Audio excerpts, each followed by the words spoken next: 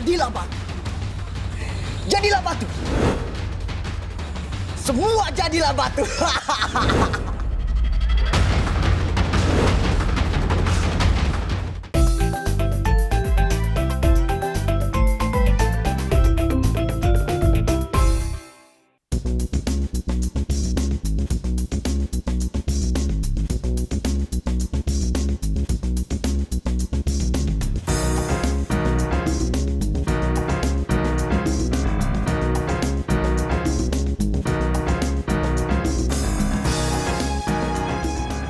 Ragam keunikan tradisi leluhur membawa saya ke wilayah utara Palembang, Sumatera Selatan.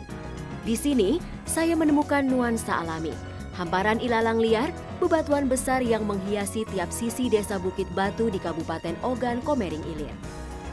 Desa Bukit Batu berjarak 80 km dari kota Palembang ini. Untuk sampai ke tempat ini, saya harus menempuh 4 jam perjalanan.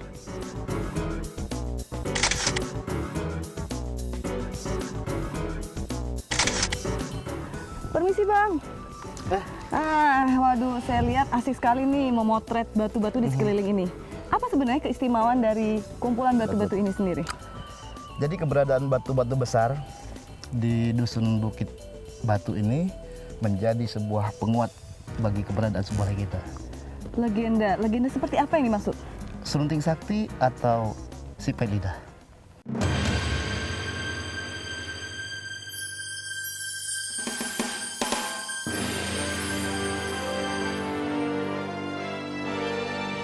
Dahulu kala, hiduplah Serunting, seorang pangeran asal Sumidang, Sumatera Selatan. Di usianya yang terbilang dewasa, ia sudah memiliki seorang istri bernama Siti.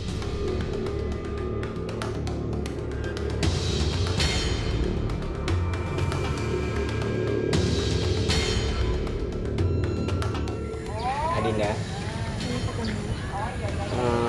sudahkah kiranya Adinda menyampaikan kepada Arya Tebing agar dia dapat tinggal bersama kita?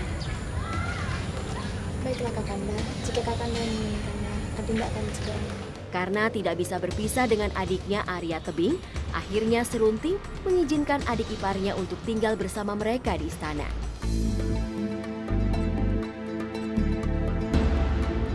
Berasa lebih nyaman tinggal di desa, Arya menolak ajakan Siti.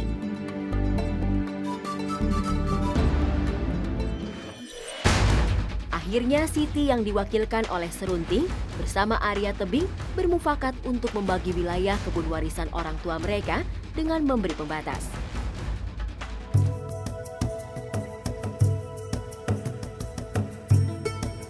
Suatu hari Serunting mendapati Arya Tebing sedang memetik hasil kebun yang berlimpah emas. Di sisi lain, kebunnya hanya menghasilkan tanaman biasa.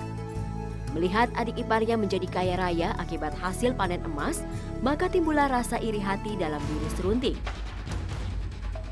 Dengan liciknya, ia menuduh Arya Tebing membalikkan pembatas kayu, hingga akhirnya Serunting menantang Arya Tebing untuk bertarung.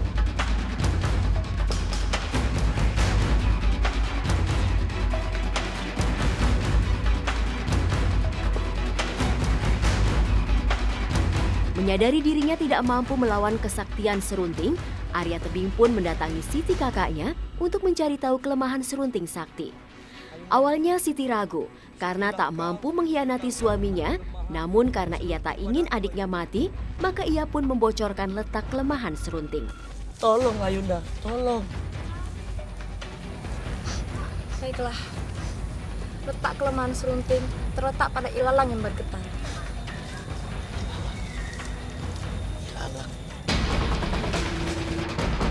Maka pada hari yang ditentukan, Serunting dan Arya Tebing bertemu di sebuah padang ilalang. Perkelahian pun mulai terjadi dan tampak jelas Arya Tebing tak mampu menandingi ilmu sakti Serunting. Hingga saat serangan demi serangan mulai membuat Arya Tebing terdesak. Pada saat yang tepat pula, ia mencabut ilalang tersebut.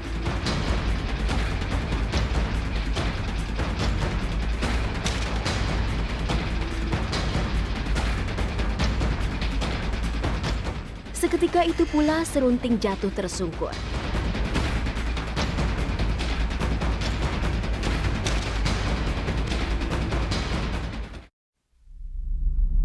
Sadar telah dikhianati oleh istrinya, Serunting meninggalkan kampung halamannya dan menuju ke Gunung Sigantung untuk bertapa. Di tengah-tengah pertapaannya, tiba-tiba terdengar suara gaib dari Sang Hyang Mahameru. Wahai anak muda, jika engkau mampu bertapa hingga tanaman tumbuh mengelilingi tubuhmu, maka engkau akan mendapatkan kekuatan gaib. Hingga 2 tahun pun berlalu dan seluruh tubuhnya tertutup tanaman. Dan seketika itu pula, kesaktian muncul dari lidahnya. Hal apapun yang terucap langsung berubah menjadi kutukan. Maka dinamakanlah ia sebagai si pahit lidah oleh masyarakat. Jadilah batu. Jadilah batu. Semua jadilah batu.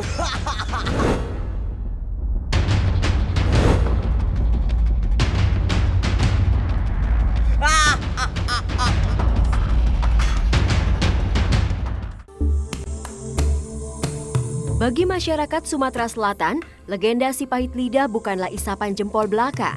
Saya pun mendatangi sebuah tempat yang diyakini berkaitan erat dengan Serunting Sakti. Serunting Sakti begitu dikenang di Desa Bukit Batu karena diyakini petualangannya berakhir di sini.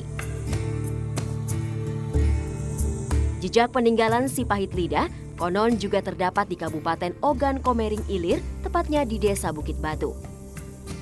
Mencerna setiap cerita di balik terbentuknya patung-patung tersebut, maka tak dapat dipungkiri bahwa terkandung makna mendalam yang bersifat positif. Orang tidak boleh melepaskan atau memutuskan tali silaturahmi. Contohnya ini, batu pengantin ini. Karena pengantin ini walaupun dia berkenal dengan si pahit lidah, tetapi tidak diundang. Sehingga disumpah menjadi batu pengantin.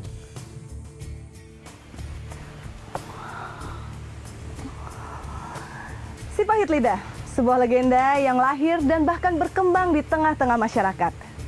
Legenda ini juga menyiratkan pesan moral bahwa kita sebagai manusia harus lebih berhati-hati dan waspada dalam bertutur kata dan berperilaku. Demikian Pustaka Indonesia, legenda si pahit lidah dari Provinsi Sumatera Selatan.